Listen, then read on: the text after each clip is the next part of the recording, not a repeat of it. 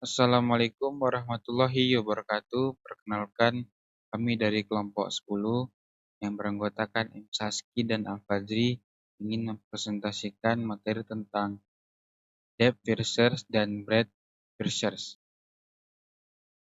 Definisi dari depth first adalah salah satu algoritma struktur graf atau berdasarkan algoritma DFS adalah suatu metode pencarian pada sebuah pohon dengan menelusuri satu cabang buah pohon sampai menemukan. Pada metode DFS, pemakaian memori tidak banyak karena hanya node-node pada lintasan yang aktif saja yang disimpan. Selain itu, jika solusi yang dicari berada pada level yang dalam dan paling kiri, maka DFS akan menemukannya secara cepat. Pada algoritma DFS adalah algoritma yang melakukan penelusuran dengan mengunjungi secara rekursif. Prosedur dari algoritma DFS dapat digambarkan sebagai berikut. Pertama, A itu transversal dari simpul. B. Kunjungi simpul. C. Kunjungi simpul yang bertetangga dengan D. Ulangi DFS dari simpul. E. Ketika mencapai simpul U, sedemikian juga sampai simpul yang bertetangga dengan telah dikunjungi. Pencarian dirunut balik atau backtrack ke simpul terakhir yang dikunjungi sebelumnya dan menyempurnakan simpul W yang belum dikunjungi. Dan F. Pencarian berakhir bila tidak ada lagi simpul yang belum dikunjungi yang dapat dicapai dari simpul yang telah dikunjungi. Algoritma dari depth itu sendiri adalah menerapkan penelusuran kedalaman pertama dari grafik tertentu. Tentukan grafik G sama dengan V dan E. Outputnya, grafik G dengan simpulnya yang ditandai dengan bilangan bulat urutan. Dalam urutan pertama kali ditemukan oleh transversal DFS. Tandai setiap simpul di V dengan 0, O, sebagai tanda belum. Petik 2 belum dikunci. Count for setiap simpul V di V2. If V tandai dengan 0. DFS V. DFS V mengunjungi secara rekursif semua simpul yang belum dikunjungi terhubung ke simpul V berdasarkan jalur dan memori mereka dalam urutan ketemu melalui jumlah variabel global count. Count ditambah 1 tandai dengan V dan count for setiap simpul W di V yang berdekatan dengan V2. If W ditandai dengan O, 0, DFS W. Contoh pohon binary depth first yaitu seperti ini. Maka urutan penelusurannya adalah A, B, D, H, E, I, J, F, G, J, K, L. Dalam implementasi, DFS dapat diselesaikan dengan cara rekursif atau dengan bantuan struktur data stack. Kita akan membahas dengan cara menggunakan stack. Stack digunakan adalah stack yang si elemennya adalah simpul pohon atau tree. Bagaimana cara kerjanya? Berikut ini adalah urutan algoritma. Pertama, masukkan simpul root ke dalam bukan dengan push. Kedua, ambil dan simpan isi elemen atau berupa simpul pohon dari tumpukan. Tiga, hapus isi stack teratas dengan prosedur pop. 4. Periksa apakah simpul pohon yang ditemukan tadi memiliki anak. Jika ya, hapus semua anak simpul yang dibangkitkan ke dalam stek. Jika tumpukan kosong berhenti, tapi jika tidak, kembali dengan langkah. Baiklah, presentasi selanjutnya akan dibacakan oleh Al-Fajri. Assalamualaikum warahmatullahi wabarakatuh.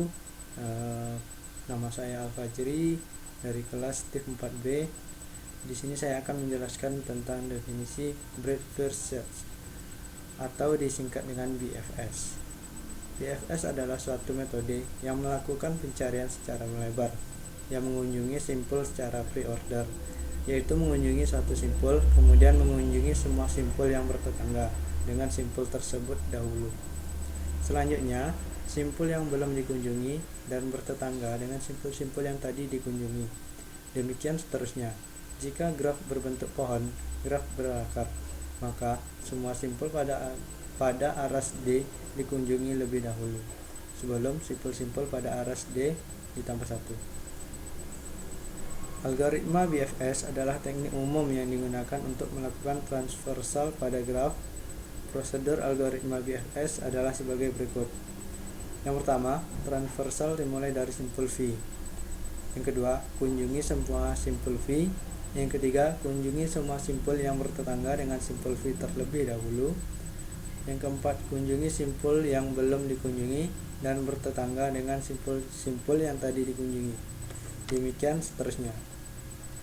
Nah, di sini terdapat gambar. Itu di gambar A, semuanya dari simpul 1, 2, 3 masing-masing telah dikunjungi. Kemudian ada gambar B, mengunjungi simpul yang telah dikunjungi tadi atau yang bertetangga. Nah, di gambar C, di sini simpul-simpul yang dikunjungi setelah simpul yang bertetangga juga telah dikunjungi. Selanjutnya, algoritma BFS. Algoritma BFS menerapkan transversal penelusuran luas pertama dari grafik tertentu. Masukkan grafik G sama dengan V dan E. Output grafik G dengan simpulnya yang ditandai dengan bilangan bulat berurutan. Dalam urutan mereka dikunjungi oleh BFS transversal, tandai setiap simpul di V dengan 0 sebagai tanda belum dikunjungi. Count adalah 0. For step simple V di V sama dengan do if V ditandai dengan 0, BFS dalam kurung V. BFS V mengunjungi semua simpul yang belum dikunjungi yang terhubung ke simpul V berdasarkan jalur dan memori mereka sesuai urutan kunjungannya melalui jumlah variabel global count tambah 1, 2 tandai V dengan count dan inisialisasi antrian dengan V.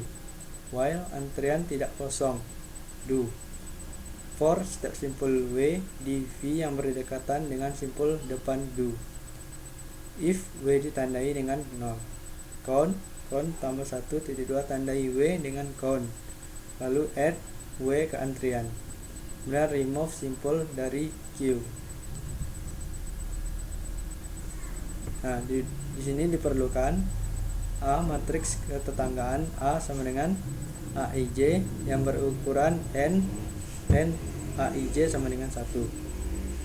Jika simpul I dan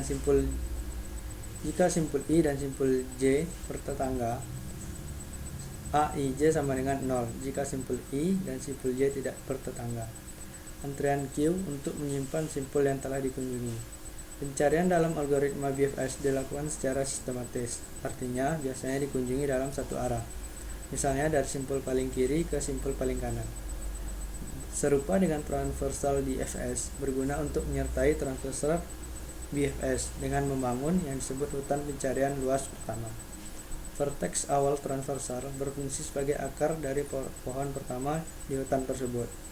Kapanpun simpul baru yang belum dikunjungi tercapai untuk pertama kalinya, simpul dilampirkan sebagai anak ke simpul itu berada dicapai dari dengan tepi yang disebut tepi pohon. Jika tepi mengarah ke sebelumnya, simpul yang dikunjungi selain pendahulunya langsung yaitu induknya di pohon ditemui, tepi dicatat sebagai tepi melintang.